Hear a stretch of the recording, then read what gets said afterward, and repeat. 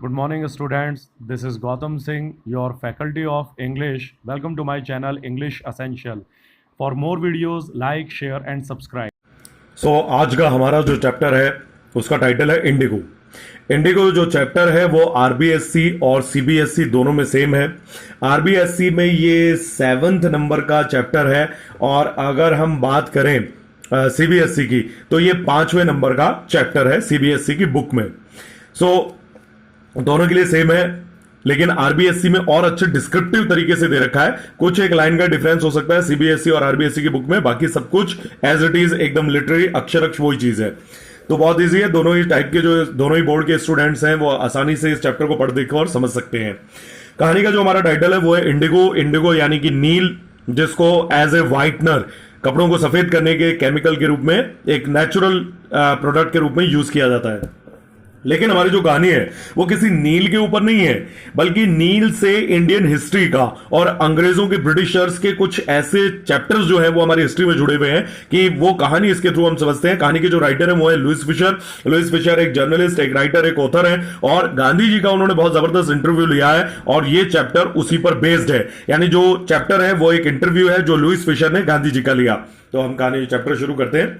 When I first visited Gandhi in 1942 at his ashram in Sevagram in central India, he said, I will tell you how it happened that I decided to urge the departure of the British. जो Louis Fisher वो ये कहते हैं कि 1942 में वो सेवाग्राम, जो गांधी जी का आश्रम है, मध्य भारत में स्थित है, वहां पर जाकर गांधी जी से मिले।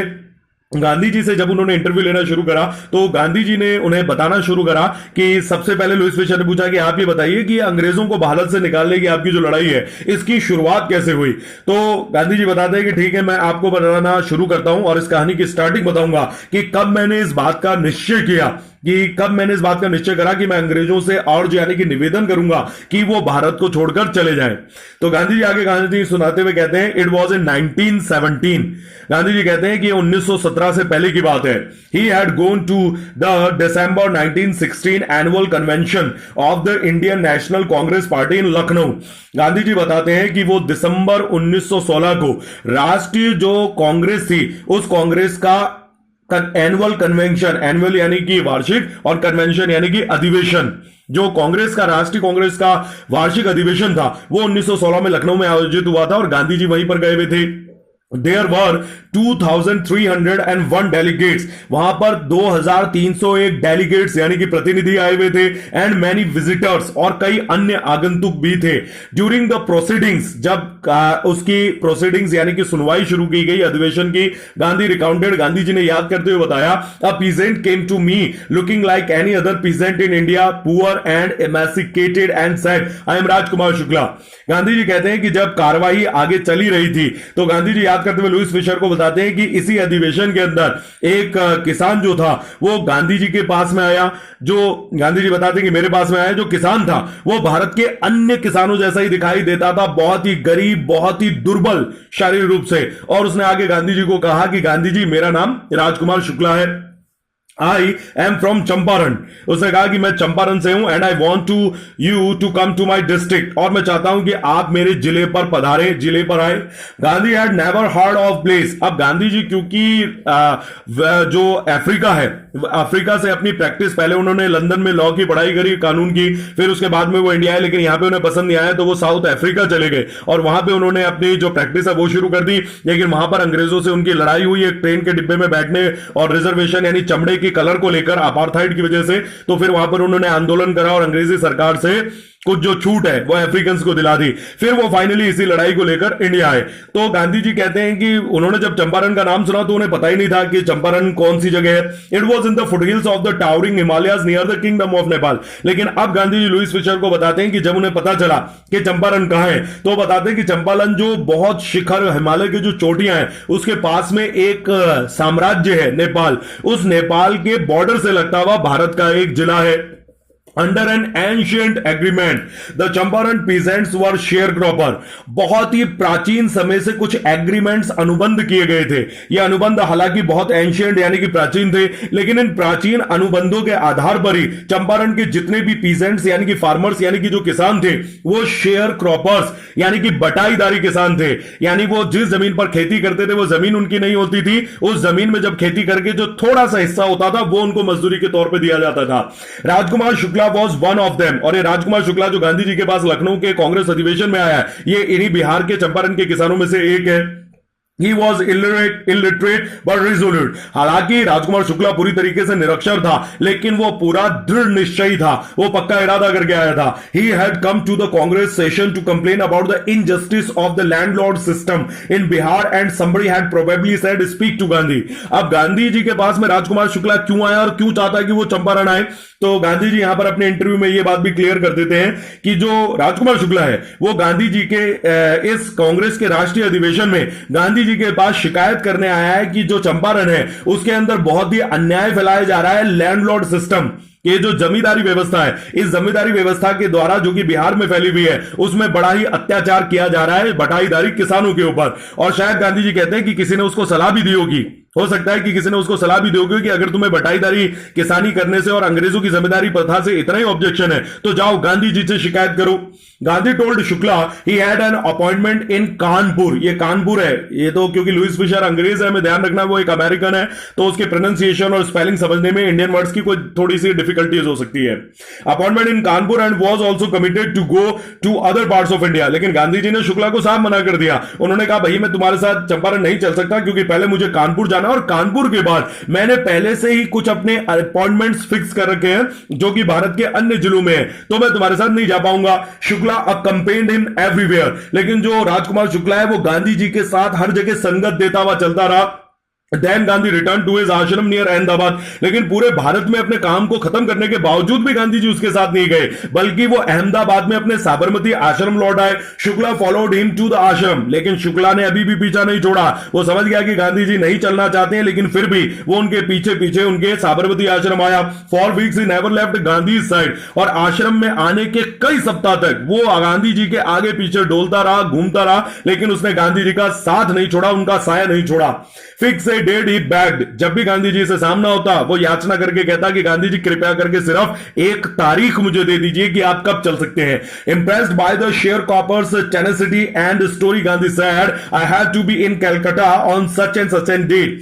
तो गांधी जी ने उस व्यक्ति की जो टेनेसिटी, उसकी जो दृढ़ता थी और उसकी कहानी के अंदर जो प्रताड़ना का, शोषण का जो दर्द भरा था, उस दर्द से पिघलने के बाद और प्रभावित होने के बाद गांधी जी ने उसको बताया कि भैया मैं फलानी फलानी तारीख को तुम्हारे बिहार के पास में जो जगह है कलकत्ता, वहां पर आऊंगा। Come and meet me and take me from there. तो तुम कलकत्ता को फलानी फलानी तारीख को मेरे पास आना और मुझे अपने गांव ले चलना। Months pass. इस घटना को कई महीने बीत गए। Shukla was sitting on his haunches at the appointed spot in Calcutta when Gandhi ji arrive. कई महीनों के बाद जब गांधी जी कलकत्ता अपनी उस सभा में पहुंचे और सभा को खत्म करा तो उन्होंने देखा कि जो राजकुमार शुक्ला था वो अपने वादे के मुताबिक जहां उसे कहा गया था वहीं पर उकड़ू यानी घुटने फोल्ड कर जमीन पर बैठा हुआ था। He waited till Gandhi was free. लेकिन उसने गांधी जी को टोका नहीं, बल्कि गांधी जी को अपनी पूरी सभा को संबोधित करके पूरा प्रोग्राम खत्म करने दिया। Then the two of them boarded a train for the city of Patna in Bihar। उसके बाद में गांधी जी और राजकुमार शुक्ला दोनों जनों ने कलकत्ता से ट्रेन पकड़ी बिहार के पटना, जो कि अब उसकी राजधानी है, वहां के लिए। There Shukla led him to the house of lawyer named Rajendra Prasad who later became president of the Congress Party and of India।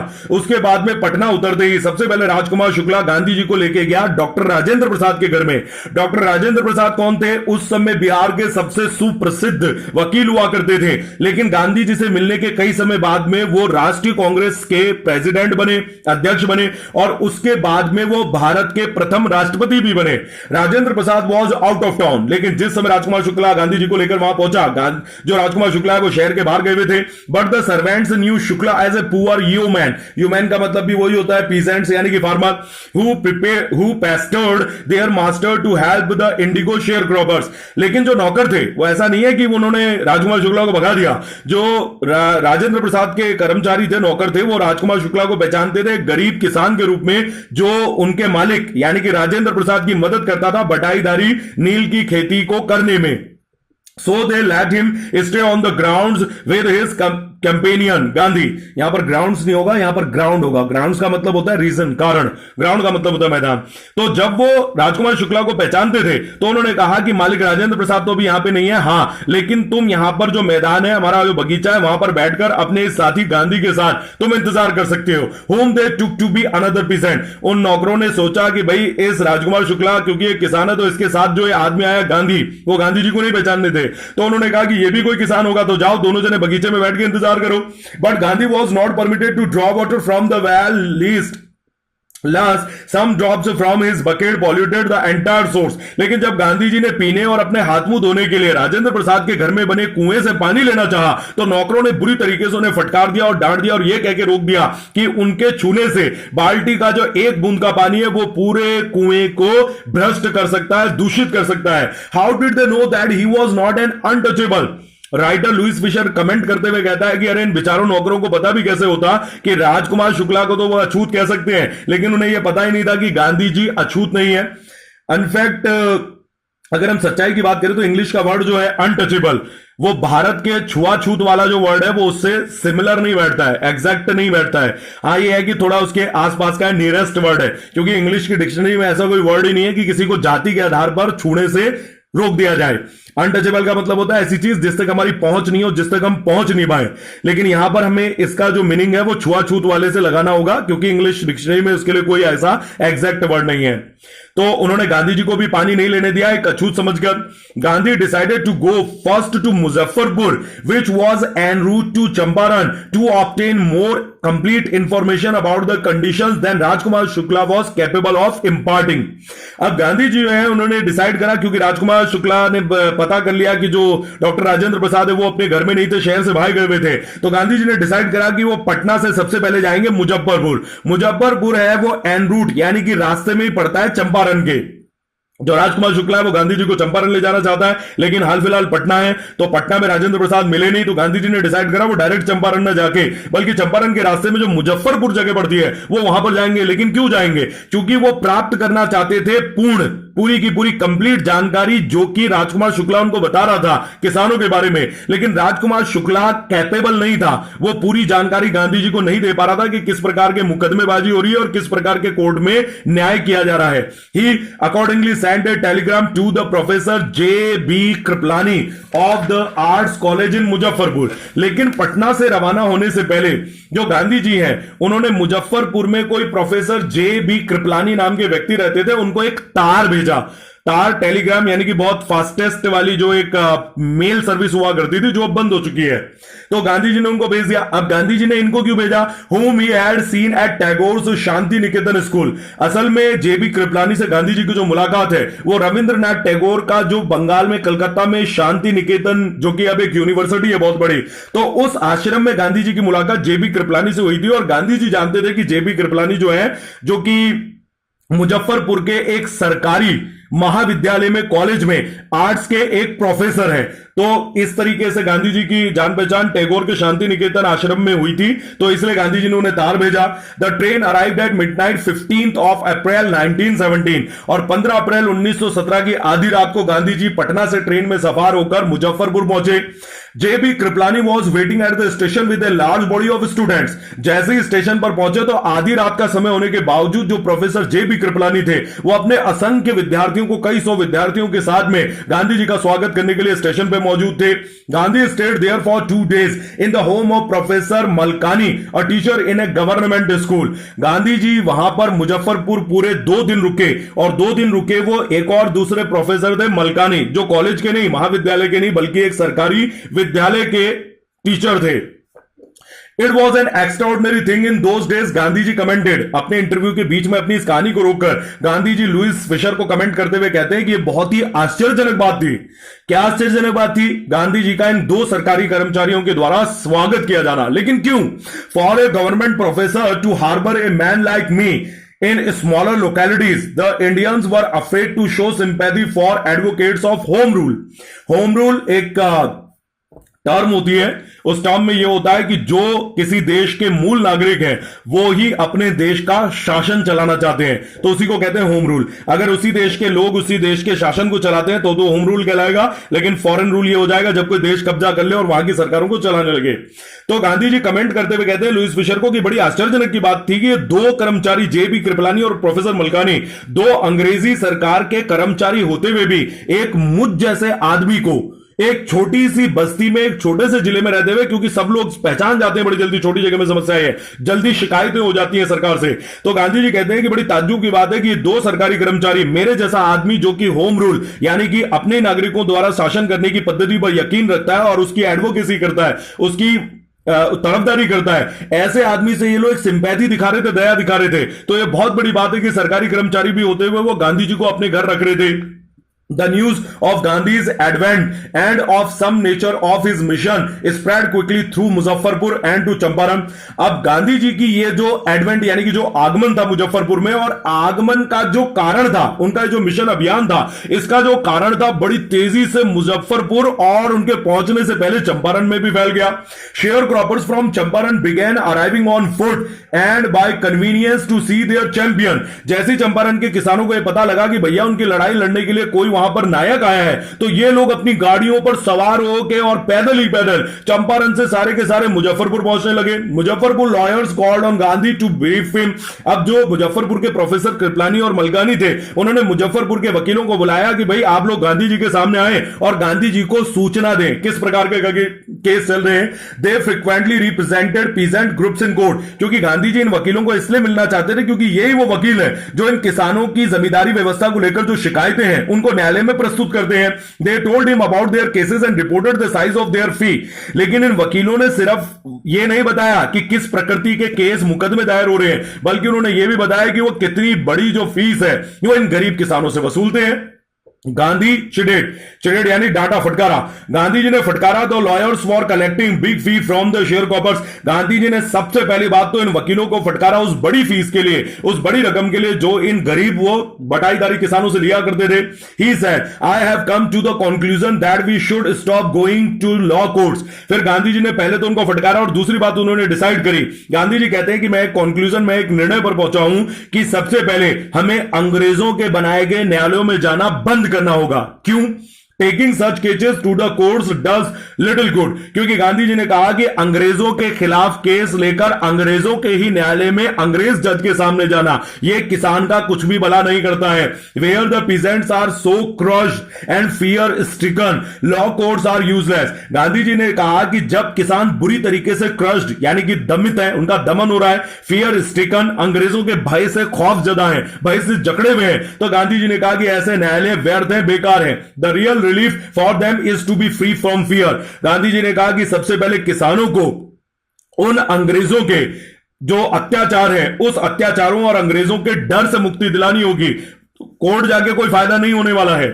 Most of the arable यानी खेती योग्य जो भूमि होती है, most of the arable land in the Champaran district was divided into large states owned by Englishman and worked by Indian tenants. अब जो Lewis Fisher है वो असल में थोड़ी सी ज्योग्राफिकल पोजीशन समझा दें चंपारण की।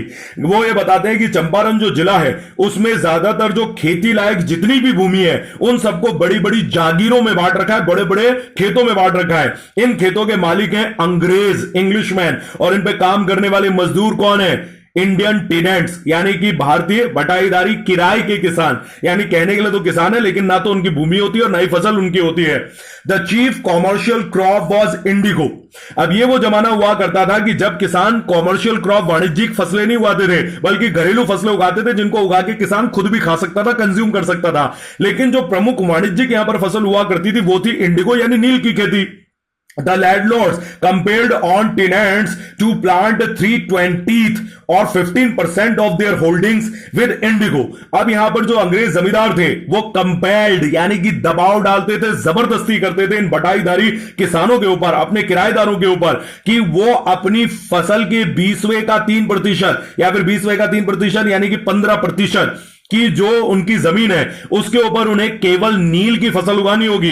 बाकी वो गेहूं बाजरा उगाएं लेकिन पूरी जमीन पर नहीं। 15% जो खेत की जमीन है उनकी पूरी जितनी जमीन है उनके ऊपर उन्हें 15% नील की खेती करनी होगी and surrender the entire indigo harvest as rent. और ये 15% की जो फसल है नील की, ये पूरी की पूरी उन्हें अंग्रेजों को देनी होगी जमीन के किराए के रूप में। This was done by a long term contract. और ये जो सारे खेल खेले जा रहे थे नाइंसाफी के, ये बड़े लंबे लंबे 20 50 100 साल के अनुबंध कॉन्ट्रैक्ट कर रखे थे इन लोगों ने किसानों से, किसानों के बाप दादाओं से, और उसी के दम पर किसानों का इतना लंबा शोषण कर रहे थे, जबरदस्ती 15% नील की खेती करवाते थे और बदले में उसका एक पैसा नहीं देते थे।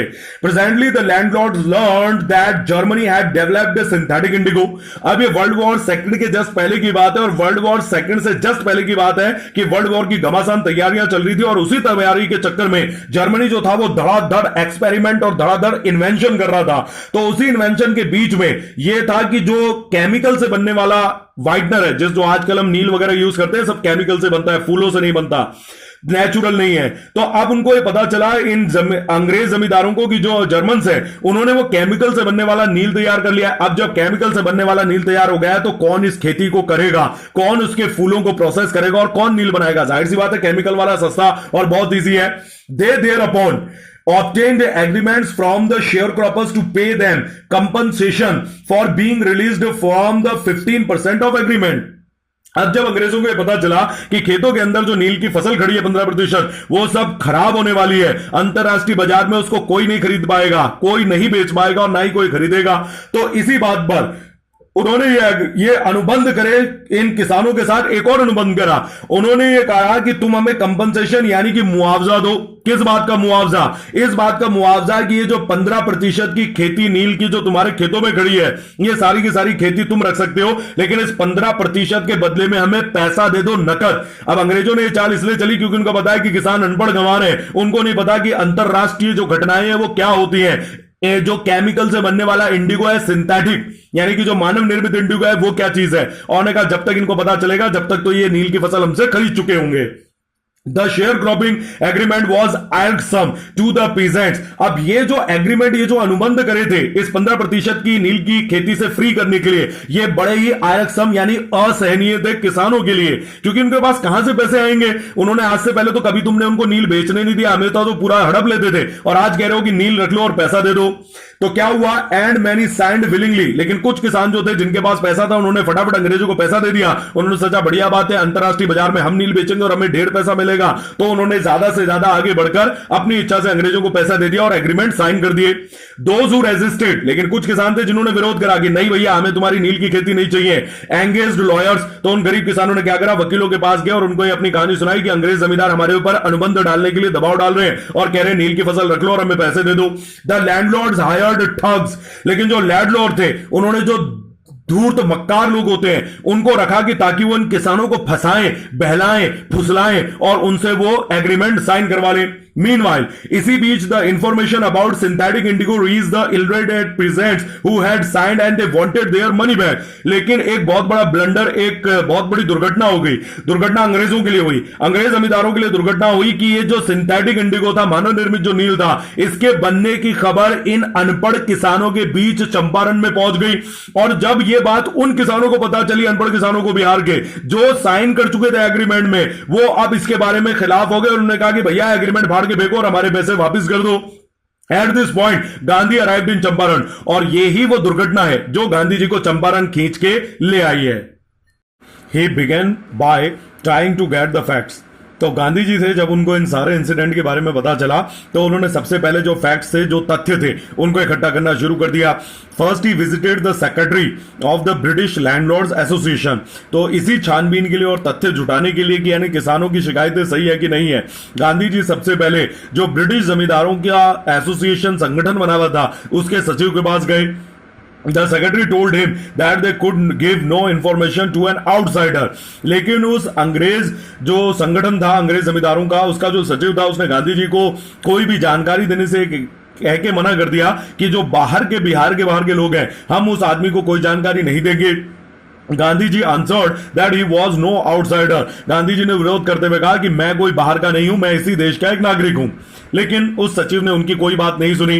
Next, Gandhi called on the British official commissioner of the Tirhut division in which the Champaran district ले। तो यहां पर जो गांधी जी है, अगली जो उनकी मुलाकात है वो उन्होंने करी कि जो ब्रिटिश शासन था उसका जो तिरहुत जो बिहार की एक जगह है, उन सारी जगहों को जोड़कर तिरहुत जो डिवीजन है, उस जिसके अंदर चंपारण डिस्ट्रिक्ट भी आता था, उसका जो कमिश्नर था उस कमिश्नर के पास गए। The commissioner Gandhi reports proceeded to bully me and advised me forthwith to leave Tirhut. जो वहां का कमिश्नर था तिरहुत डिवीजन का, जिसके चंपारण भी उसी के अंडर में आती थी, तो उसने गांधी जी को सबसे पहले प्रताड़ित करना शुरू करा और सीधे सीधे उसने सलाह देते हुए कहा कि आप तिरहुत, मेरी डिवीजन चंपारण तिरहुत सब कुछ छोड़ के चले जाइए। Gandhi ji did not leave, लेकिन गांधी जी ने कमिश्नर की बात नहीं मानी। Instead he proceeded to Motihari, बल्कि वो अब मुजफ्फरपुर से और चंपारण से भी आगे मोतिहारी गए। द कैपिटल ऑफ चंपारण, ये जो मोतिहारी है वो चंपारण की राजधानी थी। वैसे तो जिले की कोई राजधानी नहीं होती, राज्य की होती है, लेकिन जब छोटे डिस्ट्रिक्ट हुआ करते थे तो उनमें मेन कस्बा या मेन शहर हम समझ सकते हैं। तो ये जो मोतिहारी थी ये चंपारण का सबसे मेन शहर कस्बा था। Several lawyers एक्कम्पेन्ड him, Gandhi ji अकेले नहीं थे, ढेर सारे उनके साथ वकील भी थे। At the railway station a vast multitude greeted Gandhi ji. जब गांधी जी रेलवे स्टेशन पे पहुंचे मोतिहारी, तो एक लगभग बहुत बड़ी जो संख्या थी उन्होंने गांधी जी का स्वागत करा। He went to a house and using it as headquarters continued his investigations. तो गांधी जी ने वहीं पर, किसके घर में है ये शायद जानकारी गांधी जी उपलब्ध नहीं करा पाए, लेकिन वहां पर मोतिहारी में वो किसी सज्जन के घर पर रुके और उस जगह को अपना हेडक्वार्टर्स यानी कि मुख्यालय बना लिया और वहां पर रहकर इन किसानों की तकलीफों की पूरी जांच करने लगे। A report came in that a peasant had been maltreated in a nearby village। इसी बीच में गांधी जी को मोतिहारी में रहते पता चला कि पड़ोस के ही मोतिहारी के कोई गांव है जहां पर किसी किसान के साथ दुर्व्यवहार किया गया है। Gandhi ji decided to go and सी, गांधी जी ने निश्चय किया कि अब की बार वो खुद जाएंगे व्यक्तिगत रूप से और जांच करेंगे। The next morning he started out on the back of an elephant. अगली सुबह गांधी जी उस गांव के लिए रवाना हुए एक हाथी के ऊपर बैठ के। He had not proceeded far when the police superintendent's messenger overtook him।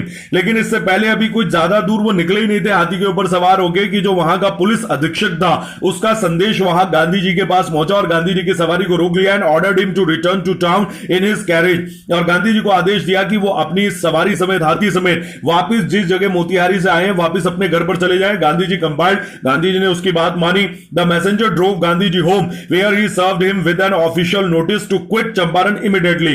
Gandhi ji उस संदेशवाहक के साथ घर पहुंचे और संदेशवाहक के घर पहुंचते ही जो संदेशवाहक था उसने गांधी जी को पुलिस कमिश्नर का आधिकारिक एक नोटिस दिया जिसमें लिखा था कि गांधी जी को चंपारण छोड़ के तुरंत जाना होगा। Gandhi ji signed a receipt for the notice and wrote on it that he would disobey the order. Gandhi ji ने उस संदेशवाहक का वो संदेश लिया तो उसके ऊपर रसीद भी दे दी कि अपने अधिकारी को दिखा देना कि मैंने नोटिस रिसीव कर लिया है, एक्सेप्ट कर लिया है। और उन्होंने उस साइन पे ये भी लिख दिया कि वो इस आदेश को मानने से साफ इनकार करते हैं। इन कॉन्सिक्वेंस, इसका परिणाम क्या निकलना था पुलिस अधीक्षक के आदेश को नहीं मानने का। Gandhi received summons to appear in court the next day. Gandhi ji को शाम होते होते एक उसी पुलिस सुपरिटेंडेंट से एक नोटिस मिला कि जो न्यायालय है वहां पर उन्हें उपस्थित होना है अगले दिन। All night Gandhi ji remained awake. पूरी रात भर गांधी जी सोए नहीं। He telegraphed Rajendra Prasad to come from Bihar with influential friends. उन्होंने वापिस पटना, जो बिहार की अब राजधानी है, जहां डॉक्टर राजेंद्र प्रसाद रहते थे, वहां पर डॉक्टर राजेंद्र प्रसाद को तुरंत एक टेलीग्राम किया और उन्होंने कहा कि जितने भी उनके इन्फ्लुएंशियल यानी कि प्रभावशाली जो राजनीति में और वकालत में अपनी पकड़ रखते हैं उन सारे लोगों को लेकर मोतिहारी पहुंचे। ही सेंट इंस्ट्रक्शंस टू द आश्रम। सिर्फ इतना ही नहीं, उन्होंने अपने आश्रम में, साबरमती आश्रम में दिशा निर्देश भी भेजे कि मेरी अनुपस्थिति में क्या काम कैसे करना है। He wired a full report to the viceroy. उस समय भारत का कोई राष्ट्रपति नहीं होता था बल्कि उसकी जगह एक वाइसराय नाम की पोस्ट डेजिग्नेशन होता था। तो गांधी जी ने एक तार उसको भी भेजा जो भारत का उस टाइम वाइसराय था।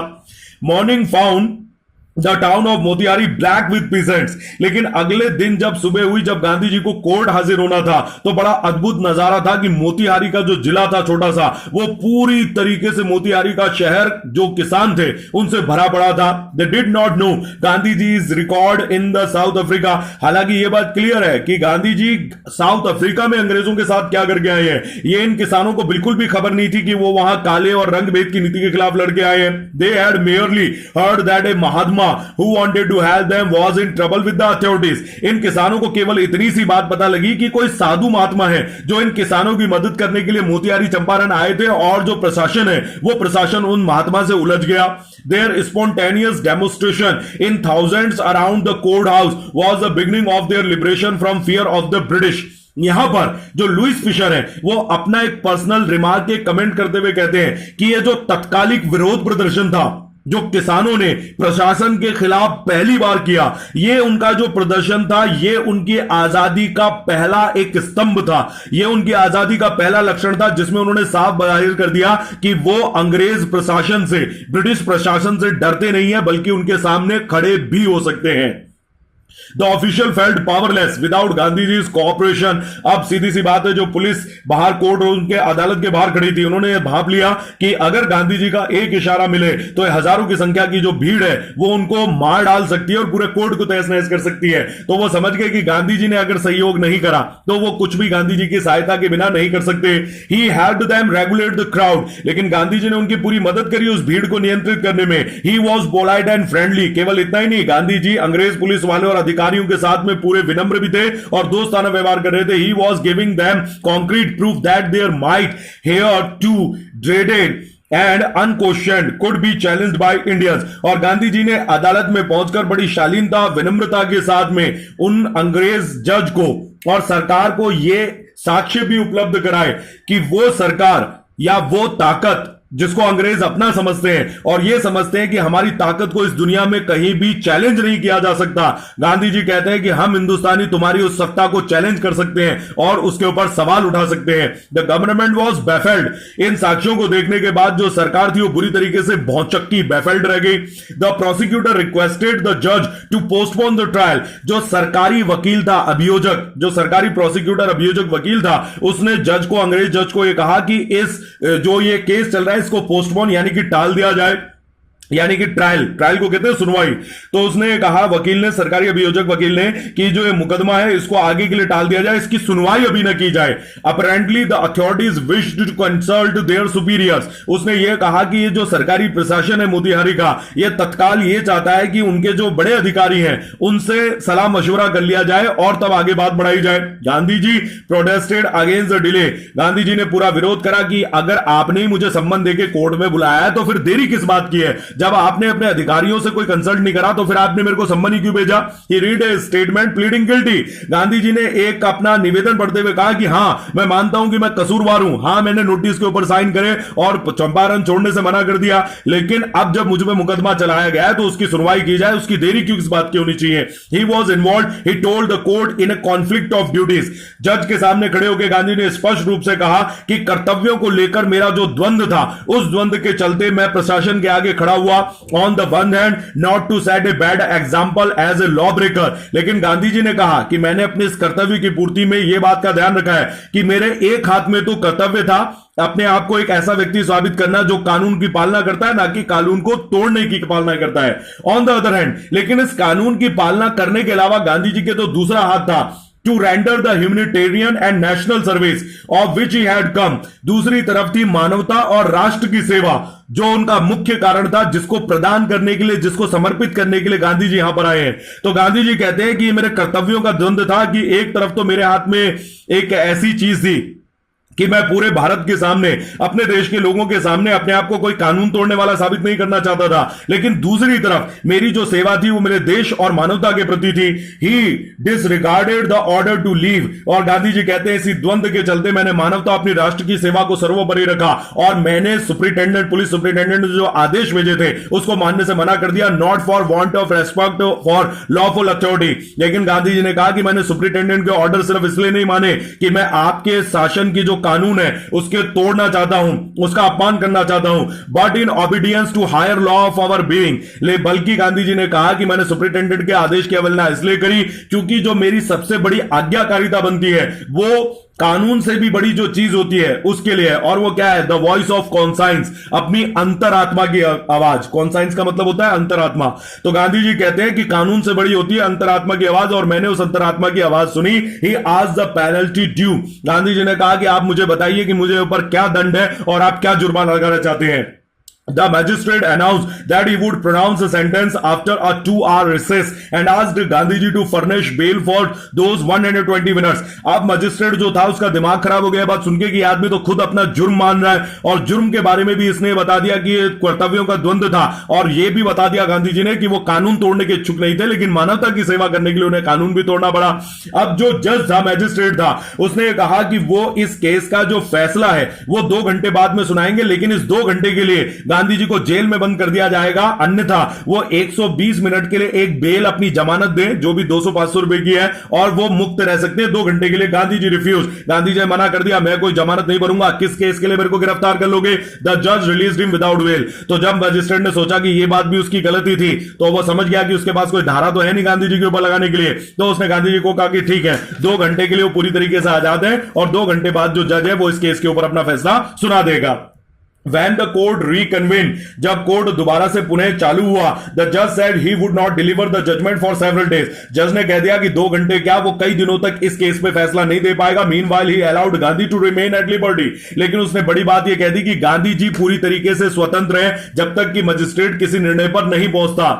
राजेंद्र प्रसाद, ब्रिज किशोर बाबू, मौलाना मजरूल हक and several other prominent lawyers had arrived from Bihar. इस केस की सुनवाई के चलते चलते राजेंद्र प्रसाद, ब्रिज किशोर बाबू, मौलाना मजरूल हक और जितने भी बड़े प्रबुद्ध जो प्रसिद्ध और बड़े ही इंफ्लुएंशियल लॉयर थे वो सारे के सारे बिहार से मोतिहारी पहुंच चुके थे। They conferred with Gandhi ji, उन्होंने सबने गांधी जी से सलाह मशवरा करा। What would they do if he was sentenced to prison, उन्होंने वकीलों ने पूछा कि गांधी जी हमें क्या करना है अगर आपको जेल हो जाए तो। गांधी जी ने उनसे पूछा कि भाई अगर मुझे जेल हो जाएगी तो आप लोग क्या करेंगे, आपके क्या कर्तव्य है। Why the senior lawyer replied that they had come to advise and help him, if he went to jail there would be nobody to advise and they would go home. तो उन वकीलों ने जवाब दिया, गांधी जी ने जब ये पूछा कि भाई मेरे जेल जाने पे आप लोगों के क्या कर्तव्य है, क्या करेंगे आप, तो बड़े जो सीनियर वकील थे अनुभवी उन्होंने कहा कि क्यों गांधी जी इसमें हमारे करने लायक क्या बचा है, जब हम आपकी मदद करने के लिए आए और आप ही चले जाओगे तो हम लोग क्या करेंगे, हम लोग वापस घर चले जाएंगे।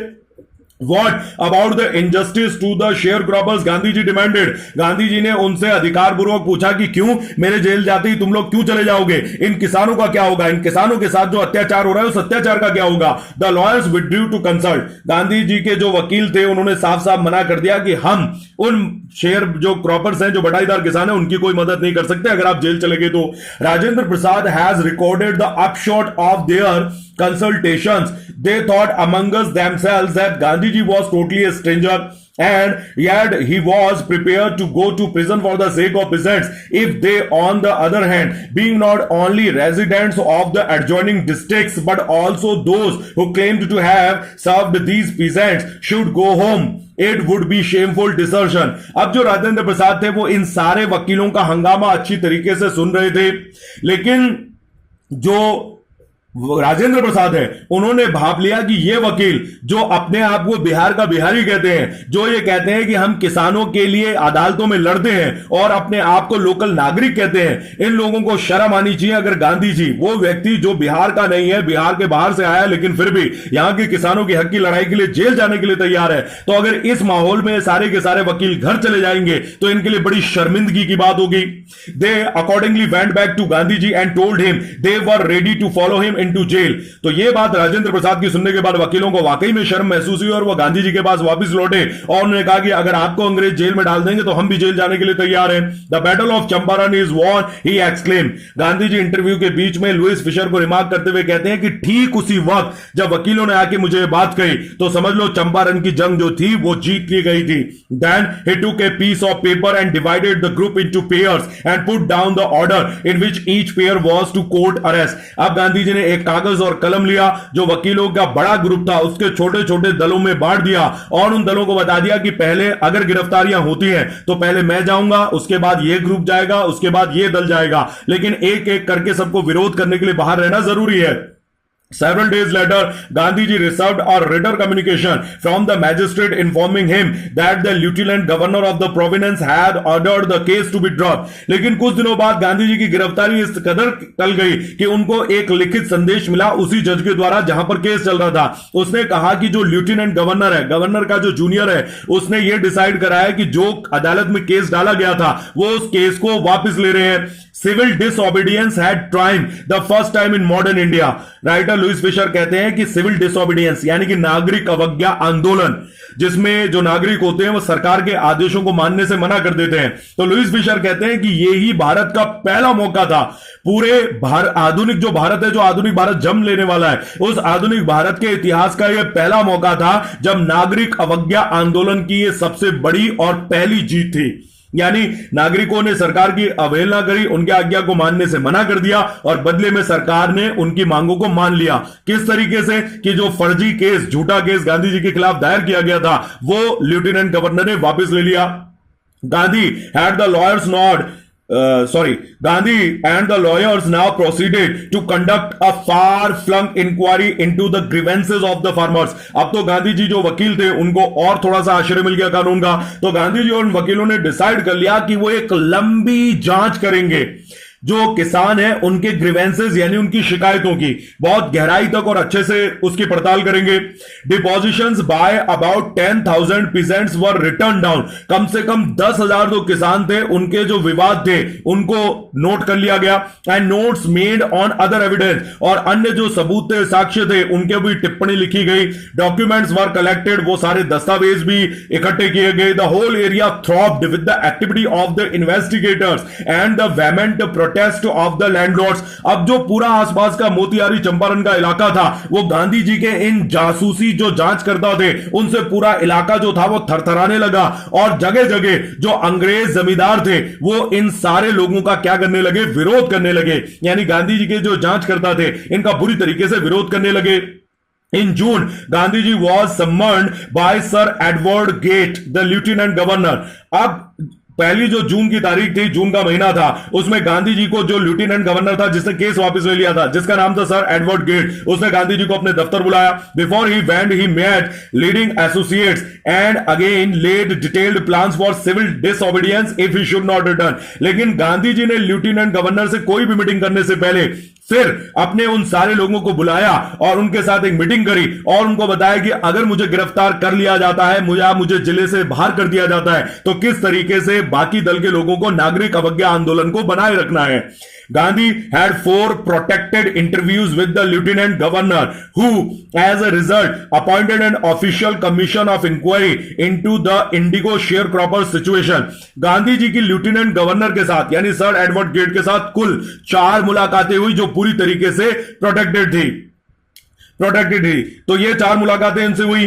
इसका नतीजा ये निकला कि जो लेफ्टिनेंट गवर्नर था वो गांधी जी के साक्ष्यों से सामने इतना झुक गया, उसे इतना मजबूर होना पड़ा कि उसने इन बटाईदारी किसानों की जो स्थिति थी इसके ऊपर एक कमीशन ऑफ इंक्वायरी, एक इंक्वायरी कमीशन, एक जांच समिति का गठन कर दिया। The commission कॉन्सिस्टेड the landlords. इस समिति के जो सदस्य थे वो थे अंग्रेज जमींदार, गवर्नमेंट ऑफिशियल्स, अंग्रेज अधिकारी जो प्रशासन के थे, and Gandhi as the sole representative of the peasant. और गरीब जो बटाईदार किसान थे उनकी तरफ से इकलौता एक ही प्रतिनिधि था और वो थे Gandhi ji. Gandhi ji remained in Champaran for an initial uninterrupted period of 7 months। Writer बताता है कि लुइस फिशर बताते हैं कि जो गांधी जी है वो चंपारण के अंदर शुरुआती दौर में कम से कम 7 महीने लगातार वो चंपारण के अंदर ही रहे, and that again for several shorter visits. लेकिन इसके भी कई साल बाद तक गांधी जी छोटी छोटी जो आगमन थे उनके लिए वो चंपारण लगातार आते रहे। यानी राइटर बताता है कि किस तरीके से लुइस फिशर बताते हैं कि बहुत लंबी लड़ाई थी कि 7 महीने तो सतत लगातार रूप से गांधी जी को यहां पर रहना पड़ा। The visit undertaken casually on the entreaty of an unlettered peasant in the expectation that it would last a few days occupied almost a year of Gandhi's life। Louis Fischer ये रिमार्क करते हुए बताते हैं कि असल में आमतौर पर ये जो किसानों की एक छोटी सी शिकायत थी। इसके बारे में अंदाजा लगाया गया था कि भाई कुछ दिनों की बात है, गांधी जी ने सोचा था या बाकी के उनके लोगों ने सोचा था कि कुछ दिनों की बात है, छोटा मोटा केस है, चलता रहेगा और उसके बाद में ये सारी चीजें खत्म हो जाएंगी। लेकिन लुईस फिशर कहते हैं कि गांधी की जिंदगी का पूरा एक साल इस चंपारण की लड़ाई को पूरी तरीके से समर्पित हो गया। The official inquiry assembled a crushing mountain of evidence against the big planters, and when they saw this they agreed in principle to make refunds to the peasants. अब ये जो जांच समिति थी, भले इसमें मोस्टली अंग्रेज थे, लेकिन इस जांच समिति ने जब सबूत जुटाने शुरू करे तो एक पूरी तरीके से बड़ी तादाद में जो सबूत इकट्ठा हुए, वो सारे सबूत इकट्ठा हुए अंग्रेज जमींदारों की तरफ। अब जब अंग्रेज जमींदारों की तरफ ज्यादा शिकायतें पाई गई और सच्ची पाई गई, तो सैद्धांतिक तौर पर इस समिति के लोगों ने मान लिया और जमींदारों ने भी मान लिया कि वो रिफंड लौटाने के लिए तैयार है। बट लेकिन हाउ मच मस्ट वी पे, दे आस्क्ड गांधी जी। क्योंकि जो जमींदार थे उनकी भी तरफ से जो कर्मचारी थे, जो रिप्रेजेंटेटिव थे, वो प्रतिनिधि इस दल में थे, तो उन्होंने गांधी से पूछा कि हम पेमेंट तो करने के लिए तैयार है, लेकिन कितना प्रतिशत वापस लौटाना होगा, कृपया आप ये बताएं। They thought he would demand repayment in full of the money which they had illegally and deceitfully extorted from the sharecroppers. इन डरते हुए जमींदारों ने यह भी सोचा था कि गांधी जी तो शायद ये कहेंगे कि जितना भी तुमने छल कपट से और गैर कानूनी रूप से, इलीगली यानी गैर कानूनी, और डिसीटफुली यानी छल कपट से ये जो पैसा किसानों से लूटा खसोटा था, वो ये सोच रहे थे कि गांधी जी कहेंगे कि एक एक पाई सारी की सारी वापस लौटाओ। ही आस्क्ड ओनली 50%, लेकिन वो आश्चर्यचकित रह गए जब गांधी जी ने कहा कि जो तुमने लूटा है उसका केवल 50% लौटा दो। There he seemed adamant. Writes Reverend J. Hawes. J. Hawes असल में एक ब्रिटिश मिशनरी थे, एक अंग्रेजों की तरफ से जो चर्च के कर्मचारी थे। रेवरेंड जो पादरी होते हैं, बड़े जो पुजारी होते हैं चर्च के, उनके आगे उपाधि लगती है। रेवरेंड का मतलब होता है क्षमाशील। ब्रिटिश मिशनरी थे in Champaran who observed the entire episode at close range. जो J.Z. हॉज थे, वो भी जो पादरी थे, वो बड़े ध्यान से, बड़े नजदीकी से गांधी जी के इन क्रियाकलापों का अध्ययन कर रहे थे। तो काफी टाइम से वो चंपारण में सारी एक्टिविटी को गांधी जी को देख रहे थे और वो लुईस फिशर उनसे भी मिले। तो उन्होंने ये पॉइंट आउट करते हुए कहा कि ये जो 50% की डिमांड थी, यहां पर साफ साफ दिख रहा था कि गांधी जी पूरी तरीके से इस बात पर अड़े हुए थे कि वो 50% तो लेकर रहेंगे और उनका पक्का इरादा दिख रहा था। Thinking probably that he would not give way, the representative of the planters offered to refund to the extent of 25%. अब जो गांधी जी थे उनको देखकर जैसा कि J.Z. हॉज को लगा, तो इन जो समिति के लोग थे, अंग्रेज जमींदार थे, उनको भी लगा कि गांधी जी शायद इससे एक कदम भी पीछे नहीं सरकेंगे और पूरा का पूरा 50% मांगेंगे। तो उन्होंने गांधी जी और इस योजना को ठहराव लाने की, ताकि ये केस लटका हुआ रह जाए, उन्होंने कहा कि हम 50% तो नहीं लेकिन 25% आपको दे देंगे। 25% से अगर ज्यादा मांगा तो हम आपको एक फुटी कौड़ी नहीं देंगे और ये केस लंबा चलता रहेगा। And to his amazement mister Gandhi took him at his word, thus breaking the deadlock। लेकिन J.Z. हॉज और बाकी लोग उसी समय आश्चर्यचकित और अचंभित रह गए जब गांधी जी ने इस डेडलॉक, इस ठहराव को तोड़ने के लिए 25% पे भी राजी हो गए और उन्होंने कहा कि ठीक है, लाओ 25% मुआवजा ही सरेंडर करो। This settlement was adopted unanimously by the commission. तो जब गांधी जी 25% पर भी राजी हो गए, 50% की बात चली थी, लेकिन डायरेक्ट गांधी जी 50% के 50%, 25% पर आ गए, तो जो सरकार होती है वो बिना किसी हिचकिचाहट के गांधी जी के इस चीज को, इस जो सेटलमेंट है, जो दोनों के बीच में सुझाव हो रहा है, जो समझौता हो रहा है, उस समझौते के लिए राजी हो जाते हैं। Gandhi explained that the amount of the refund was less important than that the fact that landlords had been obliged, the landlords had been obliged to surrender part of the money and with it part of their prestige। अब असल में समझने वाली बात यह है, जो कि J.Z. हॉज और इन सब लोगों को समझ में नहीं आया कि क्यों गांधी जी 50% की बात कह के 25% में भी राजी हो गए। तो बात ये थी कि ये जो सेटलमेंट, ये जो समझौता किया गया था, उसके बारे में गांधी जी ये बताते हैं कि असल में ये जो समझौता था, इसमें जो 25% जमींदारों ने दिए हैं, वो केवल 25% कोई कीमत नहीं है, बल्कि इस 25% की कीमत के साथ उन लोगों ने, लैंडलॉर्ड्स जो लोग हैं, जमींदार हैं, उन्होंने अपना खुद का जो आत्मसम्मान है, अपनी खुद की जो अकड़ है, जो वो कानून से अपने आप को ऊपर समझते थे, उन पैसे के साथ साथ उन्हें वो जो प्रेस्टीज, जो खुद का जो सम्मान था, वो भी उन किसानों को देना पड़ा। Therefore as far as the peasants were concerned, the planters had behaved as lords above the law. अभी तक अगर की हम बात करें तो अभी तक उन किसानों के सामने ये जो जमींदार थे, ये इस तरीके से बर्ताव करते थे जैसे मानो वो अंग्रेजों के बनाए गए कानून से कहीं ज्यादा ऊपर थे, वो अपने आप को कानून से भी बड़ा समझते थे। Now the peasant saw that he had rights and defenders, he learned courage. लेकिन अब जो किसान था बिहार का, वो ये समझ चुका था साफ साफ कि उसके भी रक्षक है और उसके पास में भी कानून के अधिकार है, और सबसे बड़ी बात, अब वो आत्मसम्मान, वो साहस सीख चुका था। तो गांधी जी कहते हैं कि 25% तो क्या, वो अगर इस 25% से भी कम ऑफर किया जाता तो वो उसके लिए भी राजी हो जाते, क्योंकि बात पैसे की नहीं थी, बात समझौते की रकम की नहीं थी, बल्कि समझौते के साथ जो सम्मान उन लोगों को, जमींदारों को देना पड़ा, उसकी कीमत थी। और ये जो सम्मान था वो ये एक प्रकार की अकड़ थी कि वो अंग्रेज जमींदार अपने आप को अपने देश के कानून से भी ऊपर समझते थे। Events justified Gandhi ji position, ये जो घटना है चंपारण की, इसने गांधी जी की भारतीय राजनीति में जो स्थिति है उसको साफ कर दिया था। Within a few years the British planters abandoned their states, कुछ ही दिनों के अंदर तो चंपारण की, बिहार की यह हालत हो गई कि जितने भी जमींदार यहां पर थे वो अपनी जागीरों को त्याग कर, छोड़कर भाग खड़े हुए, विच रिवॉर्डेड टू द पीसेंट्स, और वापिस ये सारी जो जमींदारी थी ये सब उन्हीं किसानों को दे दी गई जिनसे ये संपर्क रखती थी, जिनसे संबंध थी। इंडिगो शेयर क्रॉपिंग डिसअपियर्ड, और गांधी जी के इस इवेंट की घटना के बाद में पूरी तरीके से नील की खेती बिहार से विलुप्त हो गई। Gandhi never contained himself with large political और इकोनॉमिक सॉल्यूशंस। अब यहां पे एक दूसरा चैप्टर बिहार का शुरू होता है। लुइस फिशर कहते हैं कि गांधी जी ने कभी भी अपने आप को बड़े राजनीतिक और जो आर्थिक समाधान थे, केवल उससे अपने आप को संतुष्ट नहीं करा कि उन्होंने कोई राजनीतिक बदलाव लाया, थोड़ा सा आर्थिक बदलाव लाया भारत में और वो बड़े प्रसन्न हो गए और संतुष्ट हो गए। नहीं, गांधी जी हमेशा अपने आप को असंतुष्ट पाते थे। He saw the cultural and social backwardness in the Champaran villages and wanted to do something about it immediately. Gandhi ji जब वहां पर गए तो उन्होंने केवल वो अत्याचार, एक्सप्लोटेशन नहीं देखा, बल्कि उस एक्सप्लॉयटेशन से, अत्याचार से उबारने के बाद उन्होंने देखा कि चंपारण और उसके आसपास के बिहार के जितने भी गांव हैं, उन लोगों के अंदर सांस्कृतिक और जो सामाजिक पिछड़ापन था वो बुरी तरीके से मौजूद था, और गांधी जी चाहते थे कि वो इस पिछड़ेपन को उबारने के लिए, इस गांव के लिए कुछ करें। ही अपील्ड टू टीचर्स, तो गांधी जी ने पूरे भारत के तो अध्यापक थे, उनसे एक अपील करी, निवेदन करा।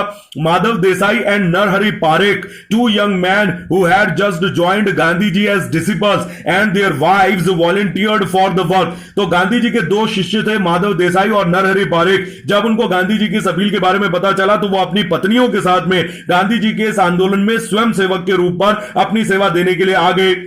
Several more came from Bombay, लेकिन सिर्फ ये दो जने और इनकी पत्नियां नहीं, कई अन्य लोग भी बंबई से, पूना से and other distant parts of land, और दूसरे भारत के दूर दराज के इलाकों से गांधी जी की सेवा के लिए आने लगे।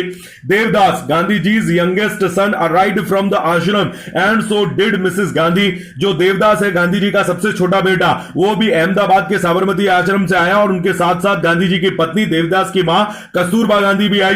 Primary schools were opened in 6 villages. इन्हीं सारे लोगों की, छोटे से स्वयंसेवकों की सहायता से गांधी जी ने जो 6 गांव थे उनके अंदर प्राथमिक विद्यालय खोले, 6। Kasturba taught the ashram rules on personal cleanliness and community sanitation. Gandhi ji की जो पत्नी थी वो भले ही पढ़ा नहीं सकती थी, लेकिन जो गांव के लोग थे उनको निजी जो स्वच्छता और जो साफ सफाई थी और जो सामाजिक आस पड़ोस की साफ सफाई थी, इसके जो गुण थे जो आश्रम में अपनाए जाते थे, वो बिहार के लोगों को, चंपारण के लोगों को सिखाया। हेल्थ कंडीशंस वर विजिबल, लेकिन ये जो साफ सफाई थी, इसके अलावा जो स्वास्थ्य का स्तर था वो चंपारण के लोगों का बहुत ही पिछड़ा था और बहुत ही मिजरेबल, दयनीय हुआ करता था।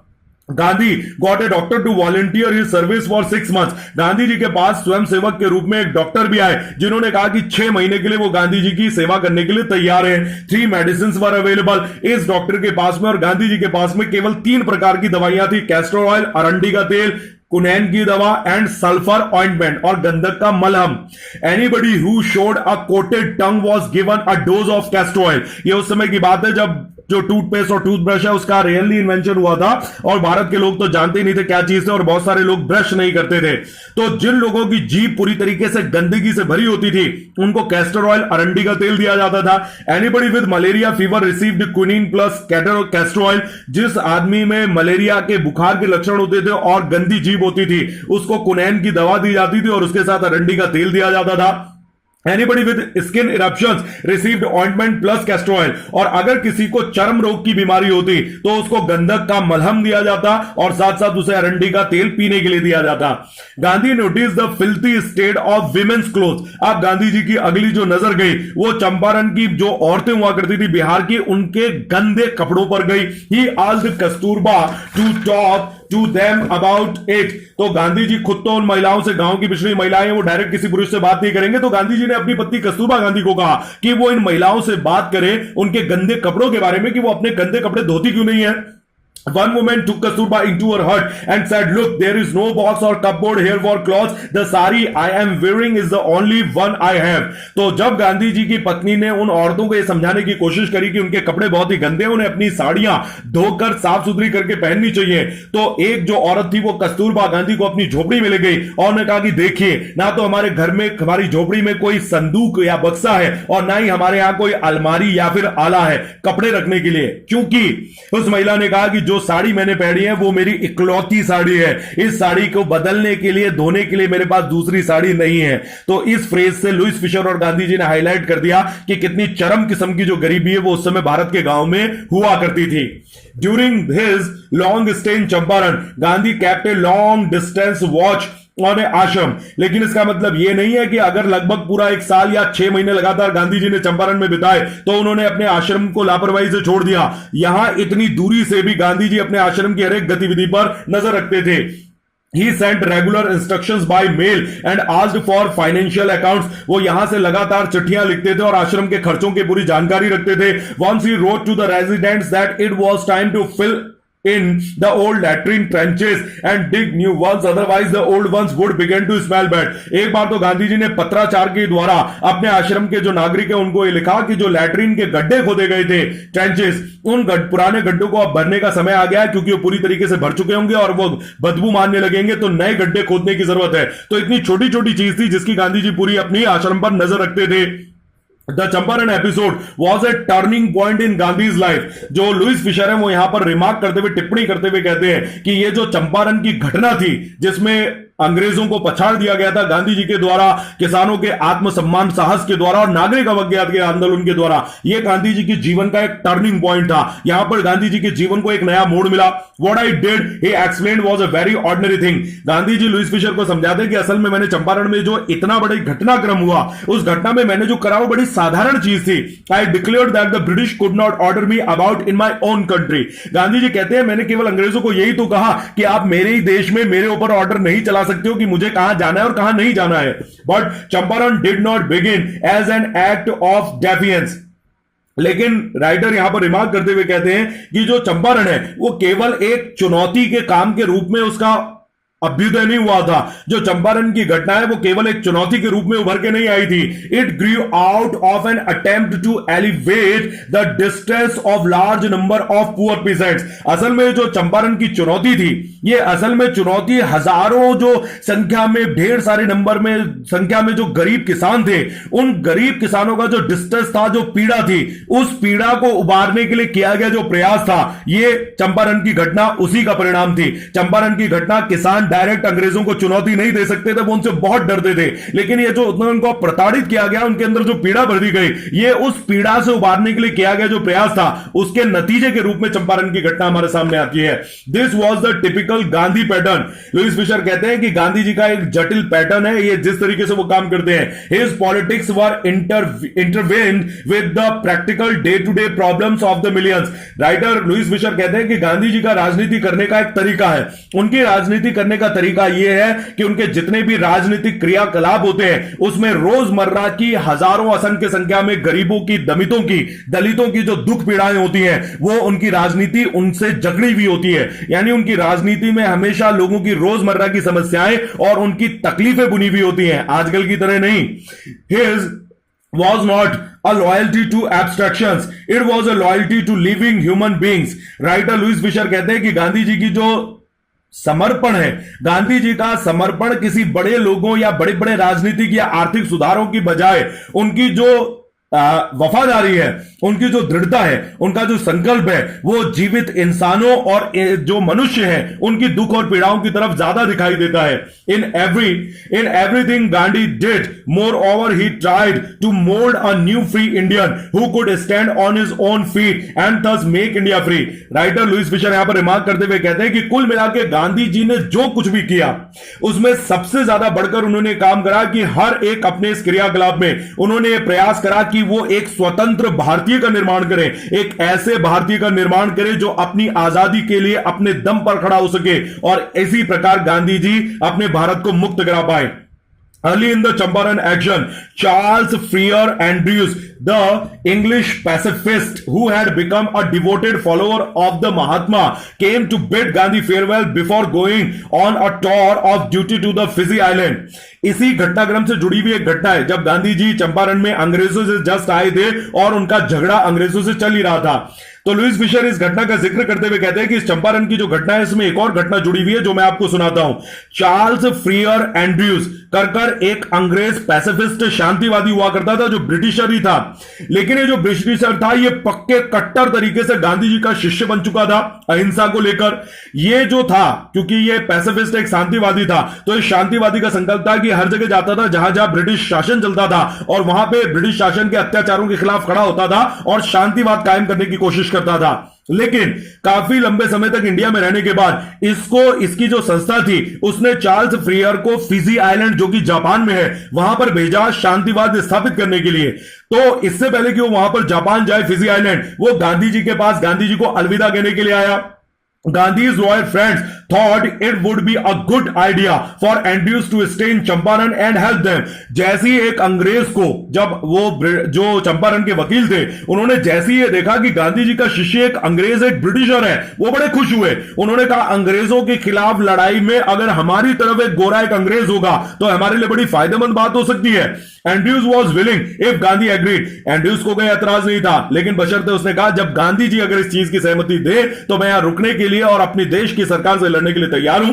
But Gandhi was vehemently opposed. लेकिन गांधी जी ने बड़े क्रोध के साथ इस बात का पूरा प्रतिकार करा, विरोध करा। He said you think that in this unequal fight it would be helpful if we have an Englishman on our side. This shows the weakness of your heart. यहां पर गांधी जी ने बड़ी नफरत के साथ इस बात का विरोध करते हुए कहा कि तुम लोग, यानी कि हम सारे के सारे जो यहां पर अन्याय और असमानता की लड़ाई लड़ना चाहते हैं अंग्रेजों से, अगर हम एक अंग्रेज को अपनी साइड रख लें और हमारी गुट को ही असमान बना ले तो क्या ये जो असमानता की लड़ाई हम लड़ रहे हैं जिसके लिए हम इकट्ठा हुए हैं, क्या ये असमानता की लड़ाई रहेगी? बिल्कुल भी नहीं। जो असमानता की लड़ाई है वो खत्म हो जाएगी अगर हम खुद असमान हो जाएंगे, अगर हम खुद भारत के प्रताड़ित जो लोग हैं वो अपनी तरफ एक अंग्रेज को ले आ लेंगे जिसका कोई इस घटनाक्रम से लेना देना नहीं है, तो क्या ये असमानता की लड़ाई बिल्कुल सही रहेगी? बिल्कुल नहीं, ये अनुचित हो जाएगी। और गांधी जी ने वकीलों को यह भी कहकर धिक्कारा कि यह तुम्हारे मन की कमजोरी को जाहिर करता है कि तुम अंग्रेजों की इस लड़ाई में मन से बड़े कमजोर हो। The cause is just and you must rely upon yourself to win the battle. Gandhi ji ने कहा कि हम जिस कारण से युद्ध लड़ रहे हैं वो बिल्कुल न्यायोचित है, बिल्कुल सटीक है। और गांधी जी ने वकीलों को कहा कि तुम सबको अपने मन मस्तिष्क है उसके ऊपर, अपने मन के ऊपर अटल रहना होगा, तभी तुम ये युद्ध जीत पाओगे। You should not seek a prop in Mr Andrews because he happens to be an Englishman. Gandhi ji ने कहा कि तुम लोग मिस्टर एंड्रयू के अंदर एक मौका, एक अवसर तलाश रहे हो सिर्फ इसलिए कि वो एक अंग्रेज है, केवल इस मात्र के लिए नहीं, बिल्कुल भी नहीं, ये गलत बात है। He had read our minds correctly, Rajendra Prasad commented. यहां पर राजेंद्र प्रसाद लुइस फिशर ने जब इंटरव्यू लिया तो इसी घटनाक्रम की जब चर्चा चली तो राजेंद्र प्रसाद कहते हैं कि असल में गांधी जी ने वकीलों के एक कथन से कि गांधी जी आप इस अंग्रेज को अपनी साइड रोक लो, इस लड़ाई में बड़ी मदद मिलेगी, तो वो कहते हैं कि ऐसा लग रहा था, राजेंद्र प्रसाद कहते हैं कि गांधी जी ने लगता है हम सबके दिमाग पढ़ लिए थे and we had no reply. और जब गांधी जी ने इस तरीके से हमें फटकारा तो हमारे पास देने के लिए कोई जवाब नहीं था। Gandhi in this way taught us a lesson in self reliance. और राजेंद्र प्रसाद कहते हैं कि इसी फटकार से गांधी जी ने हमें सिखाया कि सेल्फ रिलायंस, जो आत्मनिर्भरता होती है, वो सबसे बड़ी चीज होती है। सेल्फ रिलायंस, आत्मनिर्भरता, इंडियन इंडिपेंडेंस, भारतीय स्वतंत्रता and help to sharecroppers और किसानों को की गई मदद were all bound together. Louis Fischer कहता है कि ये जो तीनों चीजें हैं, किसानों को की गई मदद, भारतीय स्वतंत्रता और आत्मनिर्भरता, ये वो तीन चीजें हैं। ये वो मोदी वाली आत्मनिर्भरता नहीं है, मैं अभी क्लियर कर दूं। ये अलग टाइप की आत्मनिर्भरता है जिसमें सम्मान होता है और अलग चीज होती है। तो लुईस फिशर कहते हैं कि जो आत्मनिर्भरता है और यानी अपना सम्मान के लिए खड़े होने की जो चीज है, और भारतीय स्वतंत्रता और किसानों को की गई, चंपारण में की गई गांधी जी की मदद, ये सारी चीजें आपस में गहन रूप से अंतर संबंधित थी। The writer is Louis Fischer. कहानी मेरे ख्याल से अच्छी तरीके से समझ में आ गई कि हिस्ट्री का एक चैप्टर और बहुत सुंदर है, और अच्छे तरीके से हमें हिस्ट्री के बारे में बहुत सरल तरीके से पता चलता है कि क्या क्या घटनाक्रम हुए और किस तरीके से भारत में नागरिक अवज्ञा आंदोलन की पहली शुरुआत हुई। तो आगे भी कल को किसी कॉम्पिटेटिव एग्जाम में जाओगे तो शायद ये क्वेश्चन वहां पर भी पुट अप हो सकता है कि गांधी जी का पहला जो नागरिक अवज्ञा आंदोलन है भारत में कहां लागू हुआ, तो वो चंपारण है। सो चैप्टर सबको समझ में आ गया होगा। Thank you students, don't forget to like, share, subscribe.